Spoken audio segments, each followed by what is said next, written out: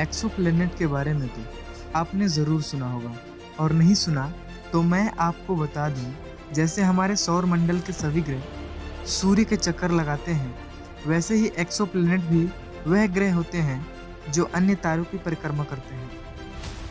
आज तक लगभग 2000 से भी ज़्यादा एक्सोप्लैनेट खोजे जा चुके हैं। यह कोई आश्चर्य की बात नहीं है कि हमारे ब्रह्मांड में ऐसे कई एक्सोप्लैनेट्स हैं जो हूबहू एकदम पृथ्वी की तरह दिखते हैं और उनका पर्यावरण भी एकदम पृथ्वी के जैसे है। एक्सोप्लैनेट के बारे में कई दावे बहुत ही अतिरंजित हैं।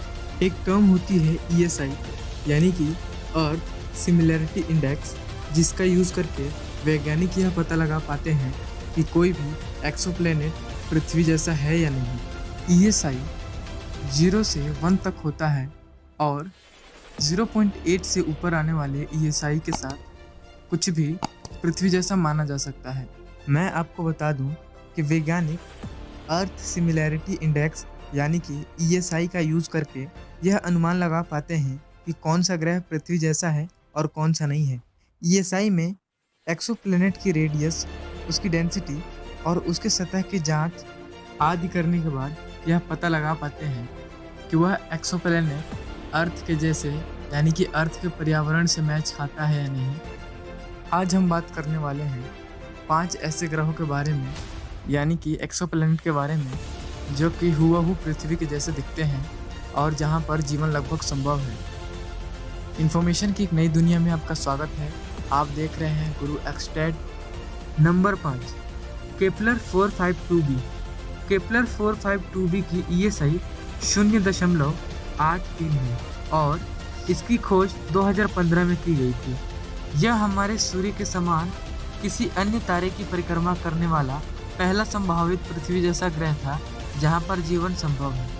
इस ग्रह का रेडियस पृथ्वी के 1.6 गुना है और इसे अपने तारे की परिक्रमा करने में 385 दिन लगते हैं। यानी कि साफ शब्दों में कहूँ तो इसका एक साल 385 दिन का होता है।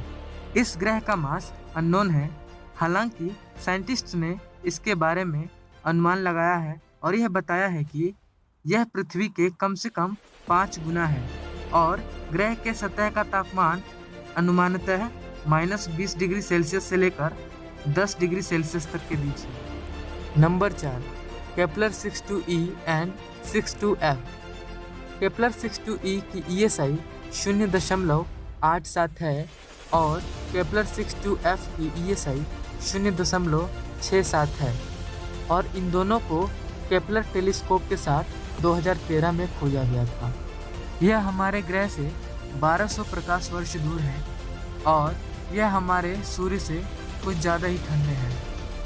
अगर रेडियस की बात करें तो यह हमारे पृथ्वी के 1.6 और 1.4 गुना बड़े हैं और एक ग्रह पर एक साल 122 दिन का और दूसरे पर 267 दिनों का होता है। मतलब यह है यह इंसानों के रहने योग्य प्लेनेट है। केपलर द्वारा खोजे गए कई अन्य ग्रहों की तरह उनके द्रव्यमान यानी कि मास को मापा नहीं गया है, लेकिन प्रत्येक मामले में पृथ्वी के द्रव्यमान का 30 गुना अधिक अनुमानित है। और अगर हम इन दोनों ग्रहों के तापमान पर ध्यान दें तो हम ये कह सकते हैं कि इस पे पानी मिलने की पूरी आशंका है, जो कि उनकी वायुमंडलीय संरचना पर निर्भर करती है। Number 3, Kepler 442b। Kepler 442b की ESI 0.84 होती है और इसे 2015 में खोजा गया था। यह आकार में हमारे पृथ्वी से 1.3 गुना बड़ा है और यह हमारे सूर्य की तुलना में लगभग 1100 प्रकाश वर्ष दूर एक स्टार कूलर की परिक्रमा कर रहा है। यह 112 दिनों में अपनी कक्षीय अवधि पूरा करता है, यानी कि इस ग्रह पर एक साल 112 दिनों का होता है, जो इसे इंसानों के रहने योग्य बनाती है। लेकिन इस ग्रह के सतह का तापमान -40 डिग्री कम हो सकता है। हालांकि अगर हम इसकी तुलना मंगल से करें तो सर्दियों में यह -125 डिग्री सेल्सियस हो सकता है। एक बार फिर इस एक्सोप्लैनेट का मास ज्ञात नहीं है, लेकिन इसकी चट्टानी रचना है तो यह पृथ्वी के मास का 2.3 गुना हो सकता है। Number 2, ग्लिसे 667cc। ग्लिसे 667 सीसी की ESI 0.85 है और इसकी खोज 2011 में की गई थी। जो ग्लिसे 667 ट्रिपल स्टार सिस्टम में एक लाल बौने की परिक्रमा कर रहा था, जो हमारे सौर मंडल से लगभग 24 प्रकाश वर्ष दूर है। यह रेडियल वेलोसिटी विधि द्वारा पाया गया था, जो कि एक छोटे से आंदोलन का एक उपाय है जो किसी ग्रह के गुरुत्वाकर्षण तक के प्रति प्रतिक्रिया करता है। इस ग्रह का द्रव्यमान 3.8 गुना अनुमानित किया गया है, लेकिन हम इसका आकार नहीं जानते हैं। ऐसा इसलिए है क्योंकि ये ग्रह तारे के सामने से नहीं गुजरता, जो हमें इसके रेडियस को मापने की अनुमति दे। इसकी कक्षीय अवधि 28 दिनों की है और यह एक शांत तारे की परिक्रमा करता है, जो इसे हमारे रहने योग्य बनाता है, और इसके सतह का तापमान लगभग 5 डिग्री सेल्सियस है। Number 1, Kepler 438b। Kepler 438b की ESI 0.88 होती है, जो किसी भी एक्सोप्लैनेट का उच्चतम ESI है।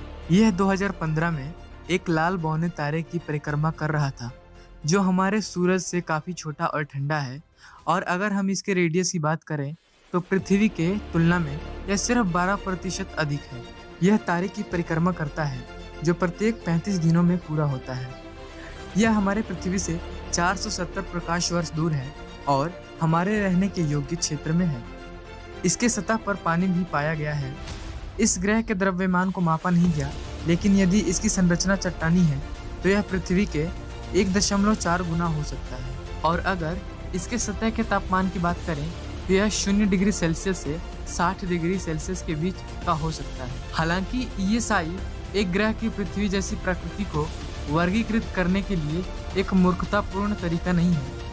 यह हाल ही में पाया गया है कि केपलर 438b के मेजबान स्टार नियमित रूप से विकिरण के शक्तिशाली फ्लेयर्स को बाहर भेजते हैं, जो कि सभी के बाद निर्जन मृद को प्रस्तुत करते हैं। आशा करता हूँ आपको ये वीडियो अच्छी लगी होगी।